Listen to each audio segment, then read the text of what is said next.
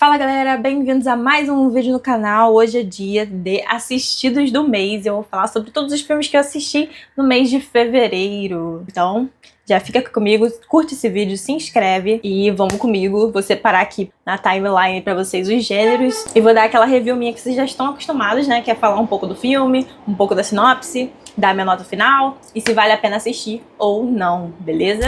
E o primeiro gênero não poderia ser outro senão filmes de terror que eu assisti aí no mês. Vamos começar por Premonição 6, Laços de Sangue. Premonição 6 está disponível na HBO Max. E a gente vai acompanhar, né, essa franquia aí de anos. E eu tava bem, assim, ansiosa pra assistir esse filme, porque fazia tempo, né, que eu não assistia um Premonição e é muito nostálgico pra mim. É aquela cena dos troncos, é inesquecível.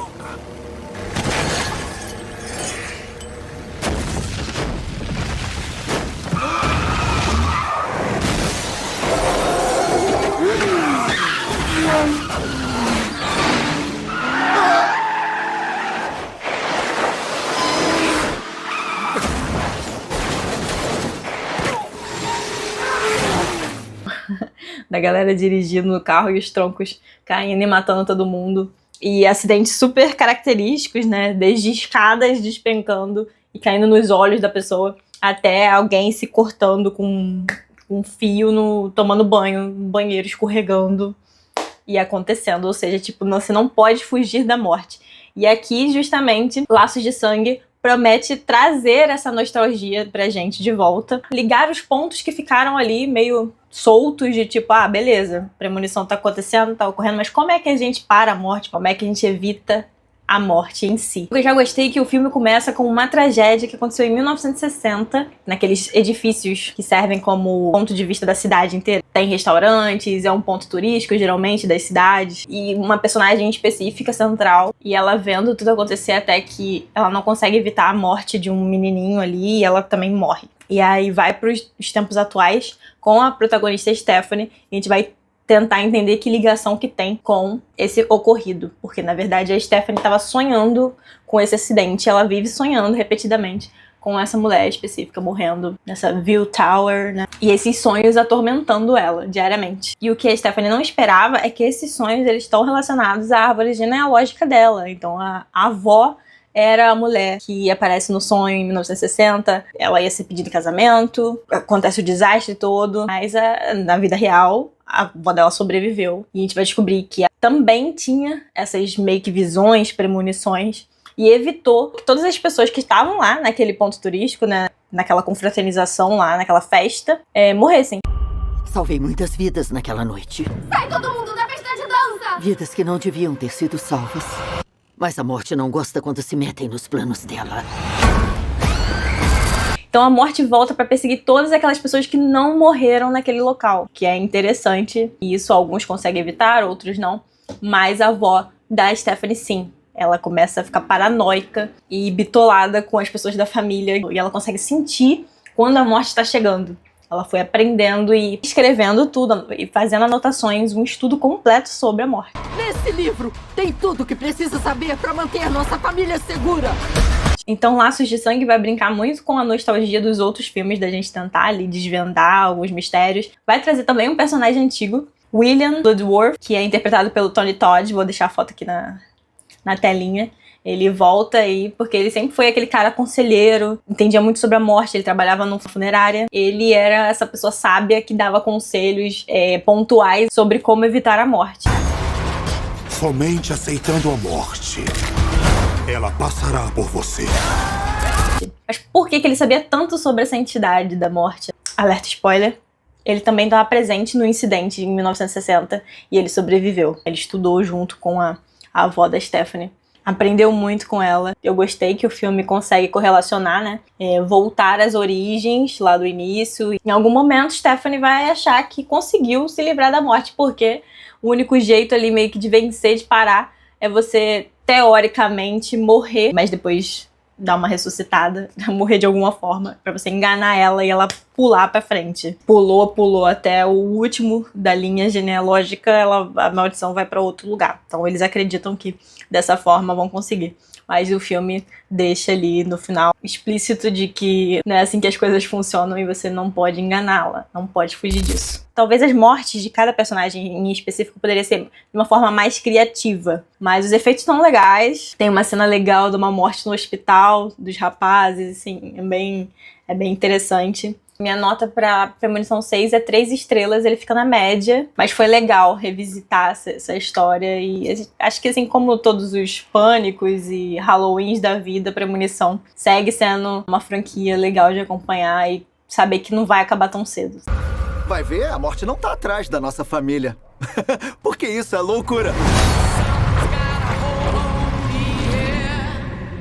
Boa sorte. E seguindo aí pro próximo filme de terror, nós temos A Acompanhante Perfeita, que foi uma grande surpresa pra mim no mês de fevereiro. Eu não esperava, fui ali sem nenhuma expectativa, sem saber direito sobre o que se tratava, não procurei saber antes. Só sabia que era com a atriz Sophie Thatcher, que estava também no filme do Herege, inclusive tem review aqui do filme Herege que eu gostei muito. E nada mais é do que um filme de terror que mistura ficção científica, e aí eu já fiquei, assim, meio que com medo, né? Alguns traumas do passado, alguns traumas aí com Megan. Eu fiquei torcendo pra dar certo, e particularmente eu gostei bastante, tá? A Acompanhante Perfeita, a gente tem o casal Iris e Josh. Eles se conhecem ali no mercado, parece uma coisa de amor à primeira vista.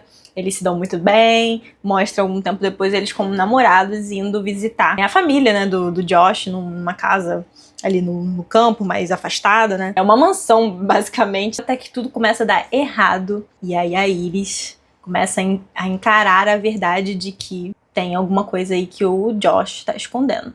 É só relaxar, lembrar de sorrir e mostrar que tá feliz.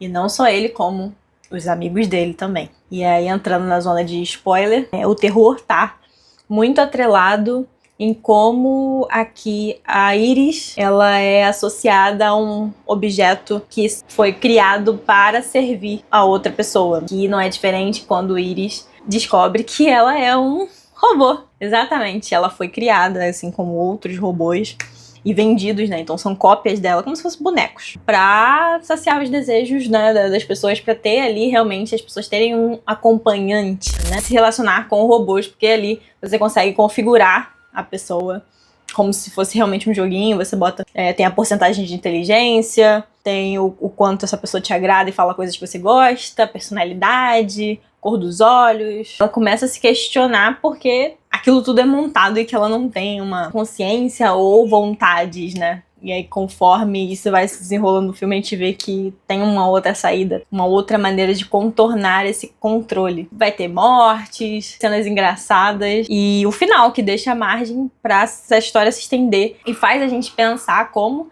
as relações são atualmente e como elas podem vir a se tornar. É bem assustador, eu acho que o terror mora aí, nessa parte. Graças ao bom, não foi igual Megan. E pra Acompanhante Perfeita, minha nota eu deixei aí em 3 estrelas e meio. Tá terminando comigo? Não é você. Sou eu. Seguindo pro próximo, temos aí Until Dawn. Filme de terror baseado num jogo. Já joguei, inclusive, no PlayStation 4. Gostei bastante. Cara, porque toda adaptação de jogo tem que ser ruim. Que raios de dificuldade tem? Tudo bem, eu não queria que adaptasse os mesmos personagens, os mesmos diálogos do jogo, não, de forma alguma. Nenhum personagem aqui tem profundidade, nenhum. Tem um lugar abandonado. Um grupo de amigos que decidem passar um final de semana, que é uma cabana isolada e etc. E aí as coisas começam a dar ruim, porque nesse local o tempo age de forma diferente. Até tem ali o símbolo da ampulheta, que é a areia caindo, que remete aí o tempo da pessoa acabando. Eles têm que sobreviver ali porque tem um serial killer que fica caçando eles. Coisas estranhas também sobrenaturais acontecem dentro da casa, não só o serial killer. E no jogo você tem as decisões, né? Cada personagem tem uma decisão que vai acarretar um efeito borboleta que pode influenciar lá na frente quem morre, quem vive, como é que vai ser o final da história. E aqui eles decidem ficar num loop infinito, onde todos morrem, aí eles voltam. Aí eles têm que tentar de outra forma. Aí morre e volta, morre e volta. Eu não gostei desse sistema de looping. Até falam que eles têm uma quantidade de vezes que eles podem morrer. E eles têm que sobreviver até o amanhecer. Pra quem não conhece do jogo, sabe, etc., vai achar o filme ok, legal, até a premissa, né? A gente já viu outros filmes de terror com premissa de looping, de morte. A morte te dá parabéns. Não é novo essa questão do looping, da pessoa morrer e voltar. O que tira a graça do filme do perigo. Porque você sabe que a pessoa vai voltar. Então... Suas vidas aqui são limitadas. Se morrerem demais, seu tempo vai acabar. Pra completar, no final do filme, eles simplesmente conseguem sair daquela cabana, daquela casa. Chegam ali no quintal, as pessoas, beleza, vamos lá. Entra na picape, vamos sair daqui, vamos sair fora daqui. As atuações são péssimas, basicamente. Eles saem dali, alguns sujos, de lama, etc. Começam a fazer piada um com o outro, tá todo mundo bem feliz, como tava no início do filme. Ou seja, não parece que eles enfrentaram mendigos, um serial killer e assombrações e etc. Parece simplesmente ali quando a pessoa vai num parque de diversão e entra no trem fantasma ou algo do tipo. Você fica com medo ali na hora, assim que você sai. Until Dawn, o jogo também tem os seus problemas, mas dentro dos jogos que tem essas duplas decisões de efeito borboleta e tudo mais, é um jogo legal de terror. Cara, minha nota pra Until Dawn foi 2 estrelas. Eu daria até 1 estrela, mas eu aumentei pra 2 porque os efeitos ali são muito bem feitos. O jeito como é filmado tá muito legal, então foi o que salvou.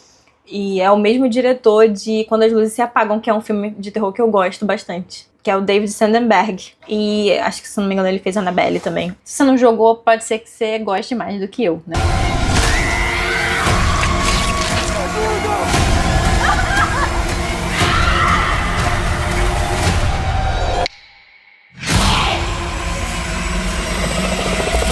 Próximo filme, temos aí Juntos, cara. Assisti com o Hugo, porque, né? Por que não, né? Um filme de casal, uma coisa bem romântica.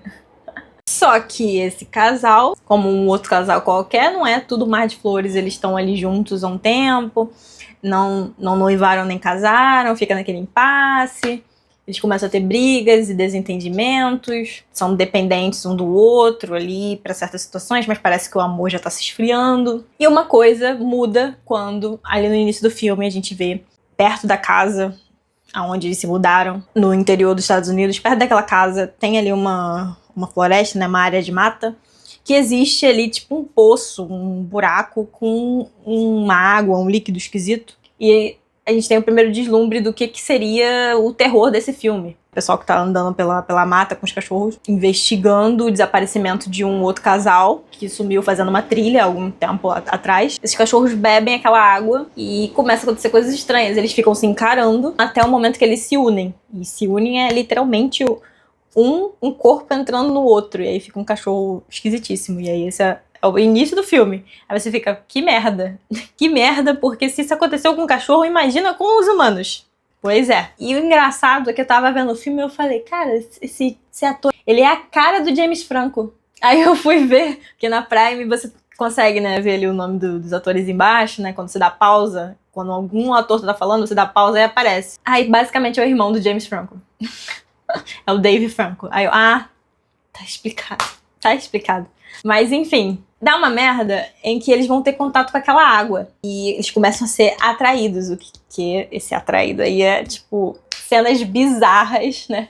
Deles, na partes corporais, se grudando, e eles têm que cortar e tal. É um body horror bem, assim, leve. Eu diria leve. Ele não é um body horror pesado.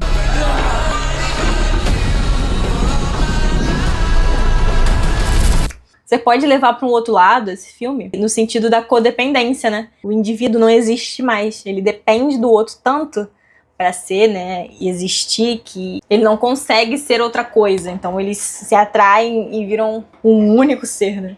É uma crítica também, pelo menos na minha interpretação teve essa profundidade dessa crítica em relação a você depender da outra pessoa e perder a sua individualidade. Mas aí, que água é essa, Jenny? Que história, que papo é esse dessa água amaldiçoada? O que tem a ver com aquilo? É um ritual de uma seita que acredita num mito antigo que os seres complementares, eles eram um só, até que eles foram divididos pelos deuses, enfim, dividiram, e aí eles vivem em busca da sua alma gêmea para se completar, da sua metade, né?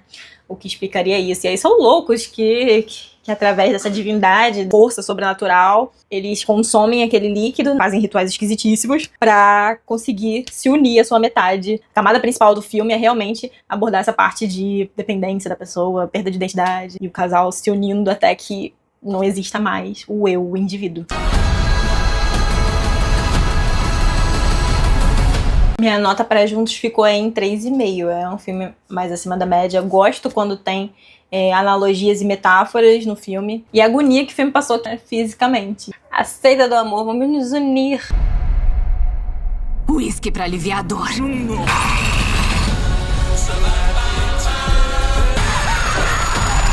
A Substância foi um filme que eu assisti em fevereiro e que ganhou 5 estrelas.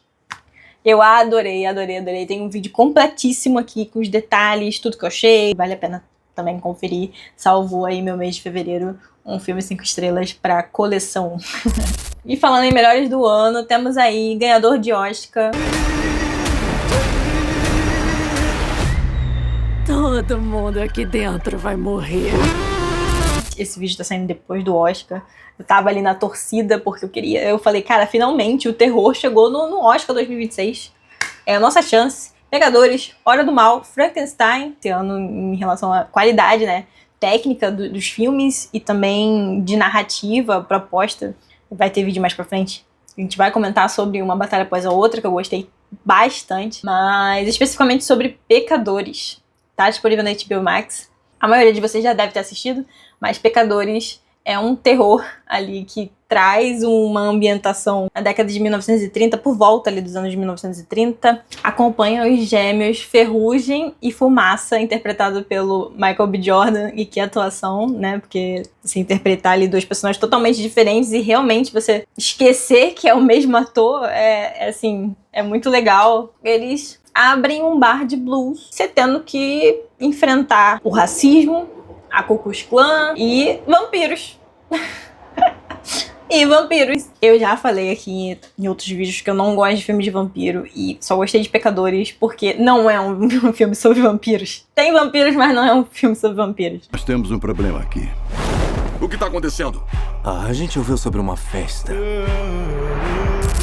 E aí eu pude relaxar, porque é sobre roubar a cultura, né? Se apropriar da cultura de um povo, uma região dos Estados Unidos nessa época específica, então tem um contexto histórico bem legal aqui. E como que eles lutaram com relação a isso, com esses sanguessugas, né, que chegam ali na Terra, invadem, consomem tudo e se apropriam da arte, principalmente. Aqui a gente tem muita música presente, uma força absurda.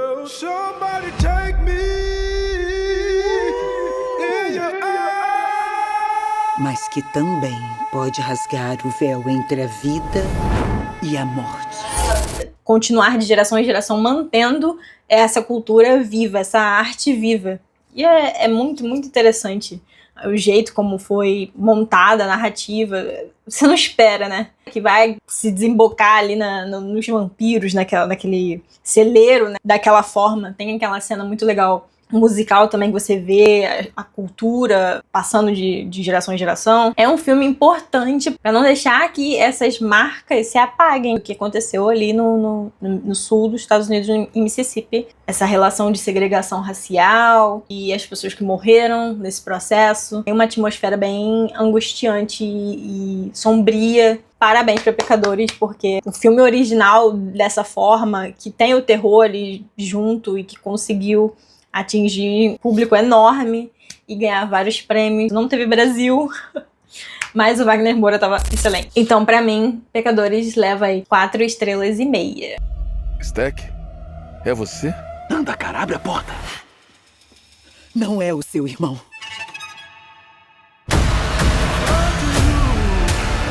Uma comédia que funcionou pra mim, mas eu entendo o burburinho que se fez a partir desse filme, que pessoas saíram meio frustradas do cinema, que esperavam uma coisa, estavam com a expectativa em uma coisa e era outra, é Amores Materialistas. O próprio nome do filme já fala sobre do que vai se tratar. qual que vai ser a mensagem principal do filme, que é pra falar sobre esses amores que só se importam com bens materiais, com aparência, com estética, com isso, com aquilo. E a gente tem a personagem da Dakota como uma casamenteira. Ela trabalha numa empresa que junta casais pra... A ideia, né, é que eles se casem no final, mas ela arranja namorados. E ela tá desacreditada no amor, porque tanto tempo trabalhando nesse ramo, ela viu o quanto as pessoas só pensam em futilidades quando elas vão fazer uma lista ali de descrição da pessoa ideal. A pessoa tem que ter 1,80m, há 40 anos, ou então, para os homens, a mulher tem que ter menos de 30 anos, e trabalhar nisso, ela tem que ter esse tipo de personalidade, montando realmente o ideal que não existe. Cada um tem as suas características e ninguém vai se encaixar perfeitamente na lista ideal da outra pessoa. Muito raro. Tu pode dar ali uns checks, mas sempre vai ter algo que vai te incomodar, que não vai ser o que você esperava e etc. E esse filme é muito sobre isso. Preferência por tipo físico? Fit. Só fit? Fit. Eu quero uma pessoa mais madura. Eu tenho uma cliente linda, ela tem 31. É que eu não queria na casa dos 30. Lucy, casamenteira, ela acaba se envolvendo com o ricaço Pedro Pascal. No papel de Harry, ele tá ali também em busca de um amor, mas ele não entende muito bem que o amor, ele precisa, né, ser mútuo, não tá ligado a bens materiais. Ele acha que simplesmente se ele pagar tudo e transformar a vida da mulher num sonho perfeito vai ser o suficiente. Não, ela também tem que gostar dele, ela também tem que amar ele. E em contrapartida temos ali o Chris Evans, gatíssimo, que tá trabalhando como garçom, tem a vida dele ali péssima, ele é pobre, ele mora com os colegas ali, parece uma fraternidade de faculdade, tudo sujo, as roupas dele são simples e tal. Quiseram fazer o Chris Evans parecer feio e pobre, com as condições que ele tinha e... Gente, Chris Evans. E ele já teve ali um relacionamento com a Lucy que não deu certo, justamente porque a Lucy é uma pessoa muito materialista.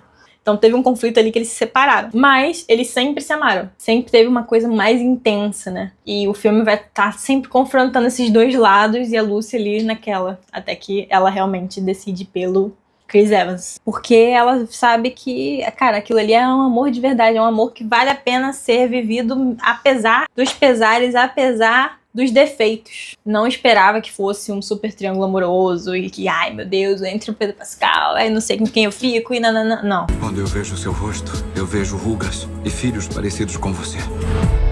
Como é que a gente fica? Amores materialistas pra mim, então, 3,5. A gente procura um parceiro pra casa de repouso, pra dividir a cova. O nosso parceiro define toda a nossa vida. Não por 1, 2, 10 anos, mas pra sempre.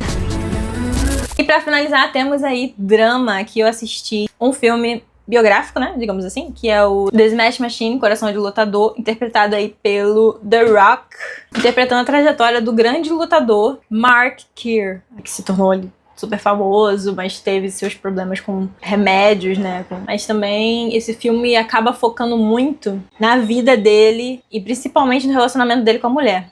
A relação dele com a mulher dele, caótica e turbulenta, foi um ponto alto do filme, mas o filme acaba esquecendo a parte da luta e de abordar mais profundamente essa questão dos vícios em remédio. When he's distant, it's hard. I'm sacrificing everything. What do you have for me that's strong? Advil? A linha temporal ia pulando muito rápido. Mas foi uma homenagem muito legal, porque a maquiagem que fizeram no Dwayne Johnson faz com que ele ficasse bastante parecido, né, com o lutador. A interpretação do Dwayne Johnson descolou completamente ali do The Rock, que a gente costuma associar. I know that you've been questioning whether I am the fighter that you thought that I was. Para Coração de Lutador de Smash Machine foram 3 estrelas. Ready? I think so. You think so? Come on, Mark's yes or no answer. Come on, are you ready? Yes. Marquito is back! Uhul! Acabamos fevereiro, mais com uma menção honrosa sobre Sweet Pea, série interpretada aí pela Ella Purnell no papel principal, em que ela, como Rhiannon, vive uma serial killer. Você descobre uma serial killer por diversos fatores, entre eles a volta de uma agressora dela, da época da escola, que praticava bullying com ela, e a morte do pai dela também. Essas coisas juntas ocasionaram traumas aí que vão perseguir a Rhiannon por muito tempo, e vai se desenrolar em bastante mortes e assassinatos. Eu falo do que eu achei da série, dessa minissérie aqui nesse card. E aí, o que vocês acharam dos filmes que eu assisti no mês de fevereiro? Comenta aqui se você já assistiu esses filmes. Não se esqueça de conferir se você tá inscrito no canal, tá? Muito importante pra você acompanhar os próximos vídeos que eu vou lançar. E até o próximo vídeo, pessoal. Um beijão e tchau!